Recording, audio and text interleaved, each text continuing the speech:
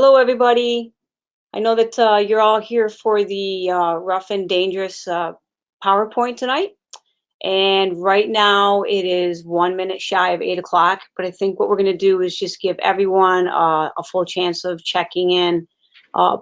Thinking that we're going to start this around 8:03 just to make sure everyone is in and ready for the start of the PowerPoint. So stay tuned if you're there. We'll be right back shortly.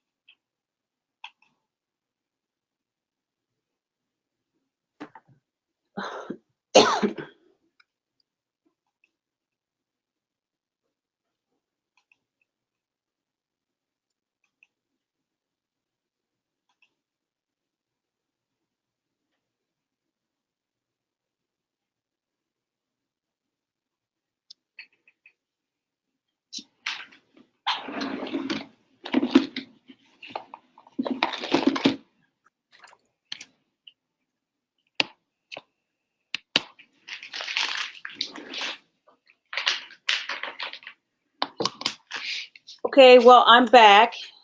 I hope everybody can hear me. Okay. Welcome to tonight's webinar. Tonight, we are going over a point of emphasis that's in the Girls Lacrosse Rulebook for 2019, which is on rough and dangerous check. Okay. Jen Whalen is your presenter tonight. She's from Connecticut. She also spoke on this topic at the U.S. Lacrosse Convention. I just wanted you to know that it is being recorded and it will be available on the e-learning platform on the U.S. Lacrosse website. So you'll be able to go back and listen to this if you need to, or you need to tell other people that it was recording. Will be there. Feel free to ask questions. On the right-hand side, there is a question box where there'll be a couple of us standing by answering questions as they're put in the question box, like I said, to the right-hand side. Okay, so at this point in time, I'm going to hand this over to Jen, but I also wanted to say one more thing, that sometimes the the clarity of it or how it runs is a little slower. So Jen is going to see it much more clearer on her screen, but on our screen, it's going to run maybe a little slower. So therefore, we're going to have her run those maybe 2 to 3 times, and we'll let her know how, I'll let her know how they're showing up as she does it. So at this point in time, Jen, thank you very much, and take it away. Perfect. Thank you, Barb. Thank you all for joining me this evening. I appreciate you taking the time to talk about this 2019 Point of Emphasis Rough and Dangerous Play. Like Barb mentioned, this was a PowerPoint presentation that was given at the Philadelphia convention this past January. So my goal for this session, hopefully, is for everyone to have at least one takeaway, learning something from this PowerPoint, that something for you to think about in a new way, maybe some new information as we move forward in our upcoming season. I will be sharing some specific information with you. And again, as Barb mentioned, the video clips, it's pretty video clip intensive. So we will run those a couple times in hopes that you'll be seeing what I'm talking about. And then also sharing game experience. And again, there will be opportunity for questions at the end of this session. So from the U.S. Lacrosse NFHS rulebook on page 7, rough and dangerous play is defined as limiting rough and dangerous play is a priority of the Rules Committee, not only because it emphasizes the safety and the flow of play, but we want to prevent injury for players as well. So we're looking at checks that occur that are either reckless or dangerous, that are intimidating. All right, we do not want to see players' crosses hit an opponent or have their own sticks hit them as a result of dangerous checks. In addition to that, we're looking at being consistent with carding. We want to make sure that we get sending the message to the players that we do not want this type of play in this sport. Okay, so obviously the goal is to decrease the risk of injury and improve overall game management. So what is a rough or dangerous check? We're looking at how the player is using their stick, and if it's a check towards the body, is it controlled? Where is it making contact? If it's a sweeping check, is it again in near the body, or is it going away from the body in terms of proximity? And then again, if there's a hit or the opponent's stick is hitting their own body, or any amount of action considered dangerous as well. So this is the first clip. In the first clip, it illustrates a defender that is not even with or in front of a player to make a legal check. Thus, it is a check across the body. When you see the clip play, in terms of whether it looks rough or dangerous, I would say no, but ultimately what we're looking at is where you need to be in position to make a safe and legal check. So I'm going to go ahead and run the clip here for you, and we'll talk about it after.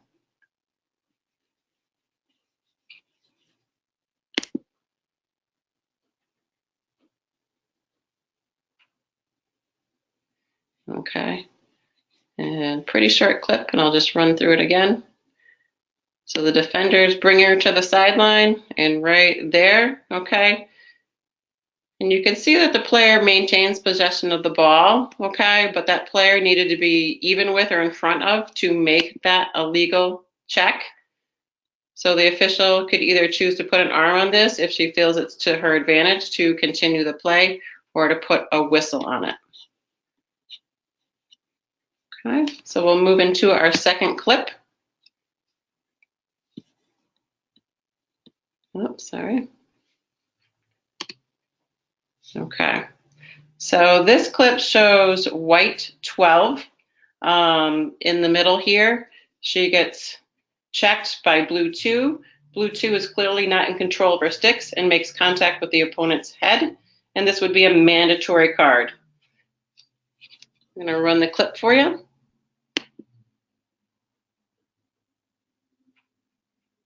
You can see white 12 on the ground. And I'll run the clip again.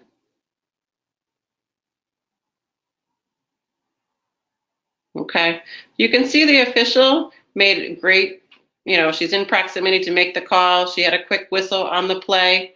All right, so ultimately when we're looking at this play, you can see that white is pretty much surrounded by blue players. So you're going to be on very high alert because the chances of blue doing something, wrong are pretty high. So ultimately making sure that you're ready to make that call. Okay. And again, because there was contact with the head, it would be a mandatory yellow card.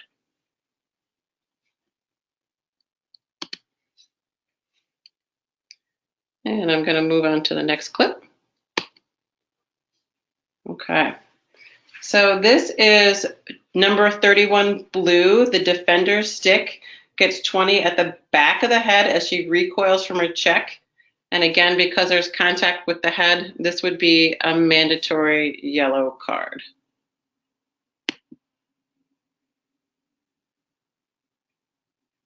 Okay, we'll run the clip again. So we have the blue defender chasing her down. She goes for a check. When she comes back with the check, she makes contact with 20 white's head.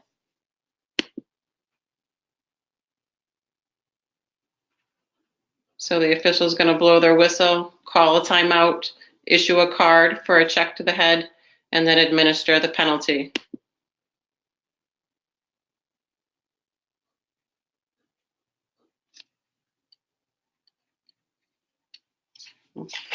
And we'll move on to the next clip that I have for you. If it runs through here one more time. Okay. So in this particular clip, the ball is low. It's going to move to high and then to middle. So there's a quick transition. And depending if there's 2 or 3 officials on this game, I would like you to think about what official is going to be able to see this play. It may or may not be the lead official. And again, if there was 2 or 3, it would depend on who would see this in terms of the deep trail. We'll play the clip. So the ball's low, it's swinging up high, it comes to the middle. You've got that white attack player, and again, she's surrounded by those 4 blue defensive players. So when she receives the pass here, okay, we've got 33 who comes straight across, obviously in a very dangerous manner. Again, this is a cardable foul for check to the head. Running it through again. Ball comes up high, comes to the middle. The white player's on the ground. And again, the official will be taking a timeout to issue a card.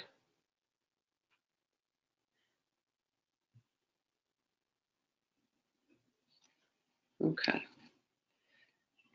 So we'll move on to the next clip. So in this session, it is you make the call. So there are 4 clips that are together. And as you view the clips, I would like you to determine what you would have for a call or not. And again, I will run through it and allow you to make the call.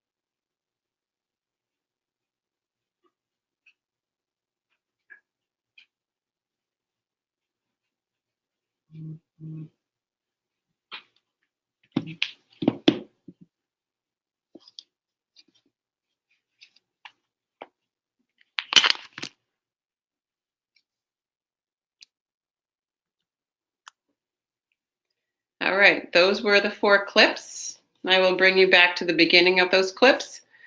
We're going to start at the beginning here, and we just had the black player who's looking to go to goal, and we have great defense by the white. Perfectly legal check. Sticks out to the side. Nothing there.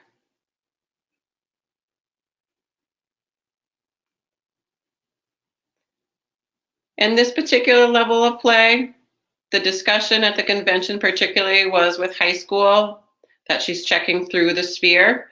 So we would look at that first check as potentially a check through the sphere. This check is perfectly fine.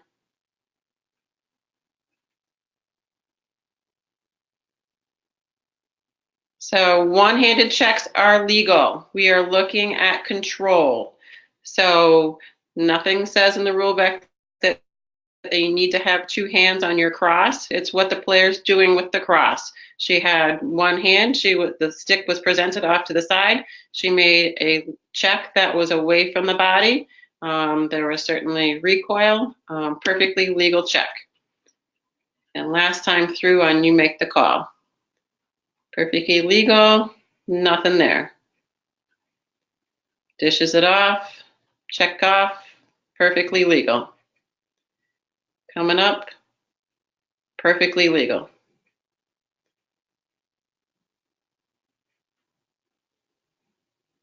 This we'd say through the sphere.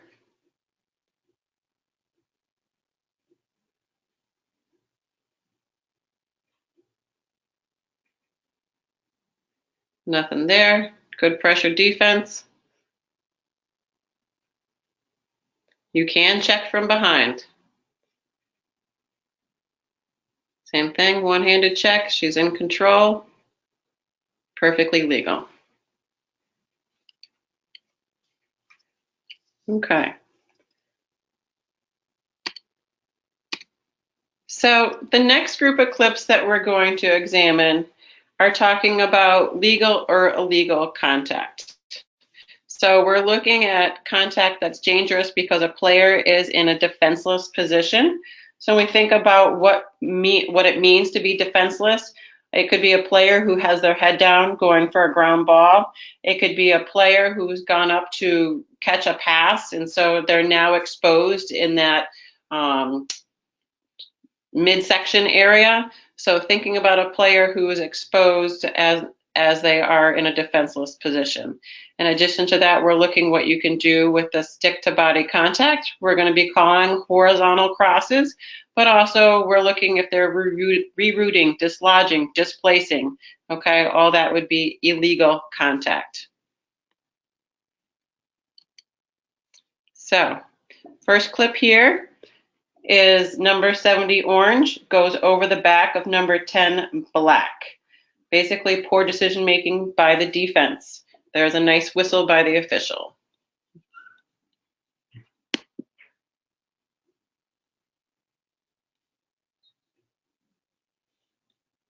And we'll play that through again. It's pretty quick. Okay. So black's on the ground. Orange wasn't in control of her body. Doesn't warrant a card. She just got her to the ground. Okay. So we would just put a whistle on that and give her her 8-meter free position because it's in the 8-meter.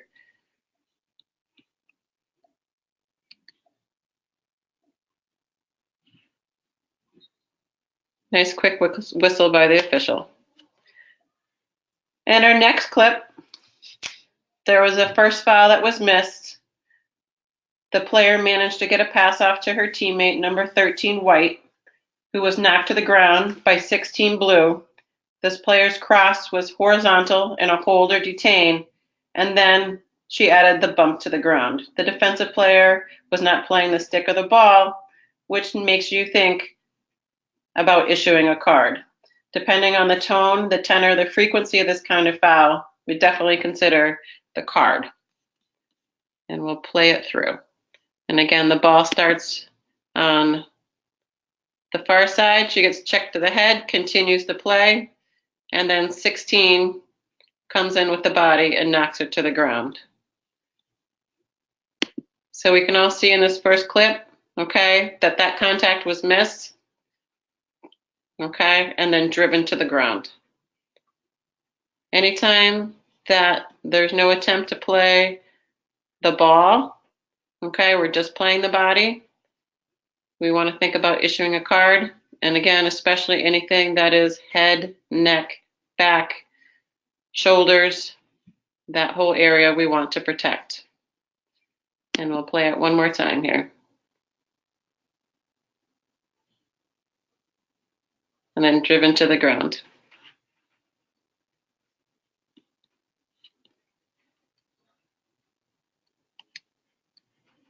Last time.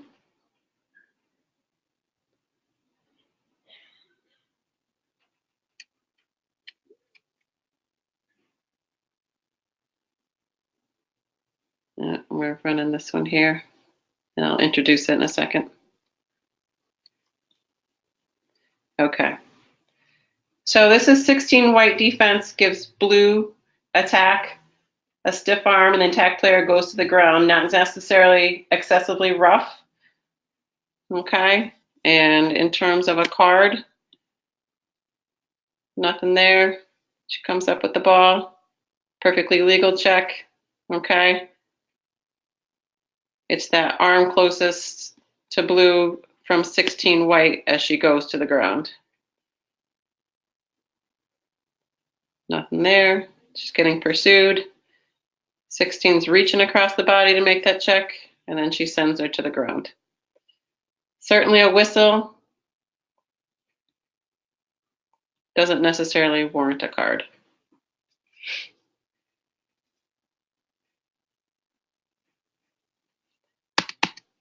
Okay, and this next clip. A black defensive player cross-checks a white play attacker into a low defender. Depending on where the umpires are in this could look like a charge, but the attacker was clearly pushed into the defense by her opponent. The officials were clearly on top of this, and a yellow card was most likely issued. But if needed, certainly the umpiring crew could take a timeout to briefly discuss with each other.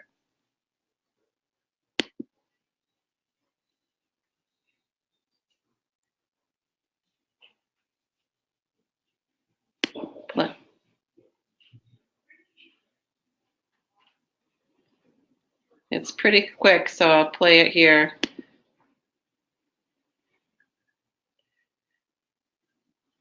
There's a lot of momentum on White's part. So again, it potentially could look like she's charging, but the defender on the opposite side, number 24, it looks like her number is pushing her into that lower defender who ends up on the ground. So again, this could make it look like White is charging into the defense, but she was put there by that 24 blue or black. Okay, the officials came up with a quick whistle, and again, most likely with the card.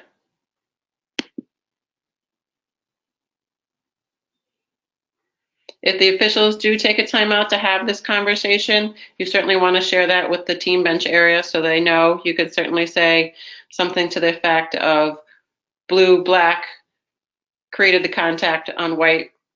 We're going with the cross check.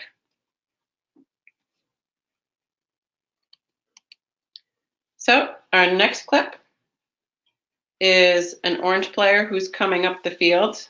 A white defender plants her feet and then violently cross-checks a player to the ground. We had much conversation about this, so what color card we would be issuing.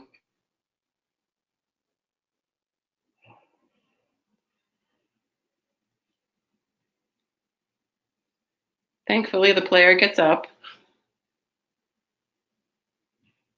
and you can see the player being sent off. So there was a card issued on this play. With this being a point of emphasis, we would talk about whether a red card would be appropriate in this instance. I'll play it for you again, because white defense has decisions here. Her decision was to plant her feet, to take her stick in a horizontal position, extend it into a player who was going full speed. And again, was there an attempt to play the ball or the stick? No. So if there's a red card issued for a flagrant foul, typically officials when it's that gut reaction and your mind says red, listen to that gut reaction and issue the red card if appropriate. I'll play it one more time here. Plants her feet, extends her sticks, and she got her, in that shoulder area, obviously violent in force. Need to think about obviously protecting the players, sending the message.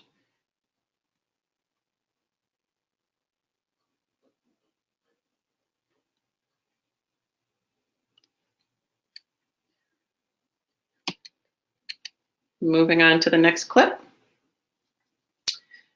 There is a blue defender chasing a white attack player. As she bends down to pick up the ball, she gets cross-checked to the ground. So when we talk about defenseless players, it goes back to what position she is, and was the defense player, looking to play the stick or the ball? We would say this is a card.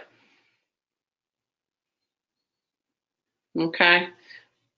If you can see, maybe the force isn't as great, but the ball and the stick are in front of this player, and she just gets her in the back and knocks her to the ground. In terms of 2019, we want to be very consistent with our messaging, and our messaging is that we would want to put a yellow card on this.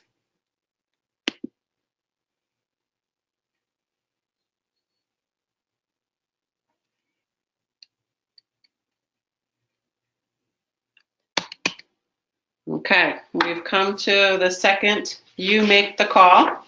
So we're going to go ahead and run through these you make the call clips, and then we will discuss them after you get the opportunity to view them.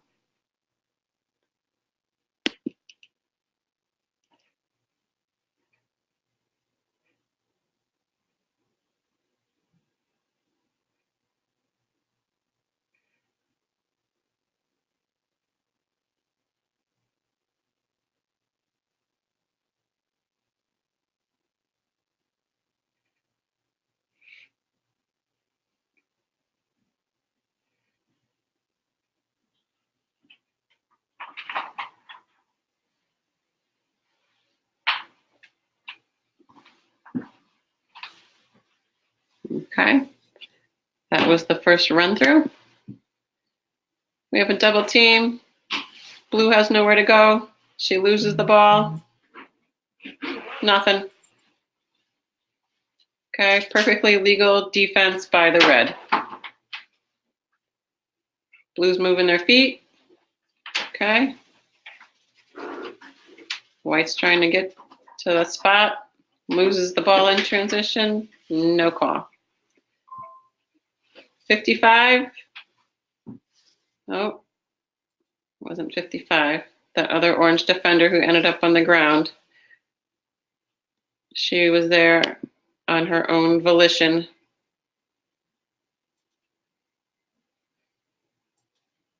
And we're back at the top of the clips. And again, you could see no foul.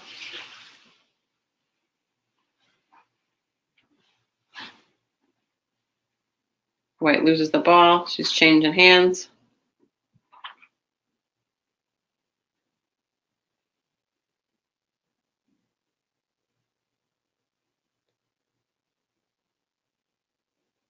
And orange is on the ground just by loss of balance.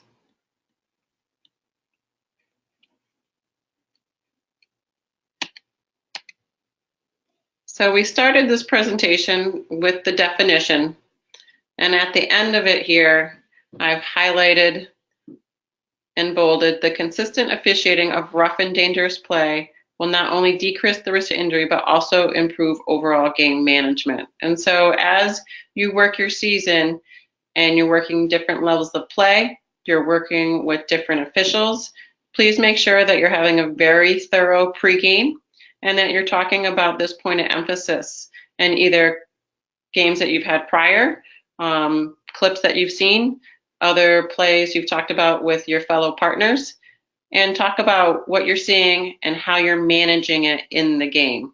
Because ultimately, when we get feedback from coaches, it's, they're seeing different fouls, either carded or not carded, depending on the officials. It could be a geographic thing. It could be a level thing. So we just want to make sure that we're working each game so that we're being very consistent throughout the season, as an umpiring crew, dedicated to focusing on this point of emphasis for player safety. That concludes my PowerPoint presentation for today. If you have questions, please make sure that you include them, and we'll be happy to answer those for you. Thank you. Thanks, Jen. This is Liz Bresch. There was a couple questions that came up that we answered most of them. There was a question about, is there a difference between how these calls are made at the youth level versus at the high school level? And I just want to make sure that all these clips were all high school level. At the youth level, U12, 12 and under, 12U, they're allowed to check a modified check, which is below the shoulders in a down and away motion. 10, 8s, and 6s, there is no checking at all. And U14s, they have what is called a new transitional check, where they're allowed to check above the shoulder. However, the stick has to be at least 12 inches away from the player who's carrying the ball's head. So there's a 12-inch sphere that if the stick is outside of that sphere, it may be checked. So those are the main differences between the high school checking and the youth checking. I have one more question here. What's the difference between a yellow and a red card? Well, the difference between a yellow and a red card would really be the severity of the foul. If you look in under misconduct in your rule book, any type of foul could be either yellow or red, based on, you would give a red card if you felt the severity of the foul was such that they're intentionally trying to injure, harm, or it was a real reckless play that, especially when they're trying to injure somebody, hit them in the head, neck, back area, back of the upper body. So the difference, I think, generally speaking, is the severity of the foul. Any other questions? Oh, here's one. What's the penalty for those cards? So the penalty for a yellow card, for a player's first yellow card, is a 2-minute, she needs to sit 2 minutes in the penalty area, that player. And the team would play short at both ends of the field. So in their defensive end, there would only be 6 plus the goalie. In their attacking end, there would only be 6 attackers. A red card is a 4-minute non-releasable penalty. Same thing, play short in either end of the field. That player may not re-enter the game. Can you touch an opponent at the youth level? There is contact. There is legal contact when two players, what we would call meet and greet, they come together at the same time. Yes, that would be touching, or that would be some contact that was a mutual contact. I don't know if that answers your question. So yes, there is contact, but a defender may not intentionally just go up and put her stick on someone else. In 14U, defensive player keeps his stick up and down as on the body of the offensive player. How does the ref determine if there is force? Is it they extend their arm? So this is a good question. This question is about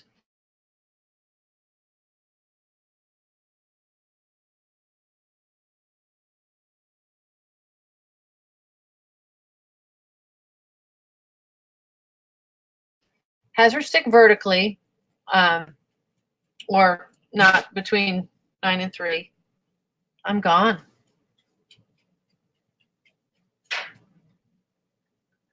I'm going to just keep talking. We missed now back. Okay, sorry. Someone said I was gone.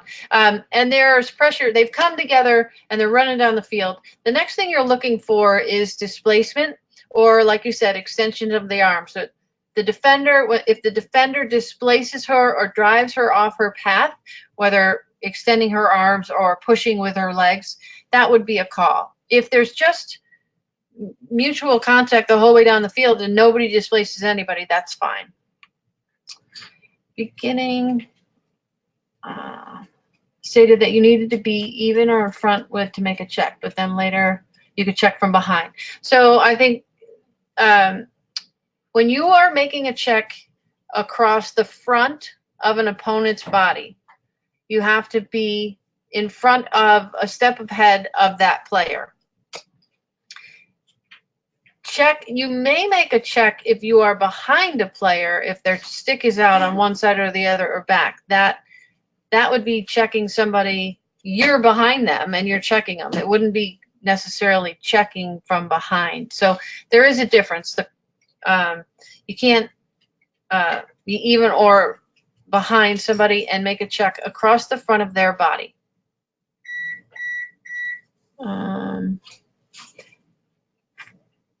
Hope that clarified that.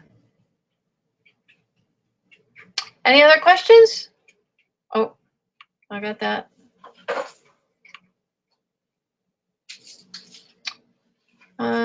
Okay, I think that's it. Oh, one more. I'm going to take one more.